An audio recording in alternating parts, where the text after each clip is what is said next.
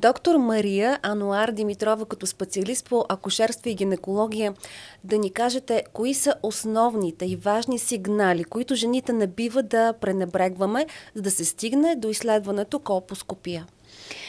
На първо четене бих казала да не се чакат сигнали и симптоми, за да отидем на гинекологичен профилактичен преглед.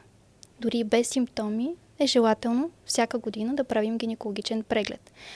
А за симптоми, за които да следим и са сигнализиращи, че наистина има някакъв проблем, това е кървене извън менструалното, кървене след полов контакт, кървене, което е при жени в менопауза и след менопауза, а също така болка ниско в корема, в областта на гениталиите, отклонения в менструалният цикъл, като интервал, като количество на менструацията. Да потвърдим, уважаеми дами, нека да не чакаме сигналите.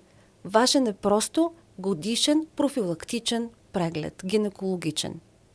Точно така. Гледай и слушай подкаст Доктор Здраве на радио Веселина.bg.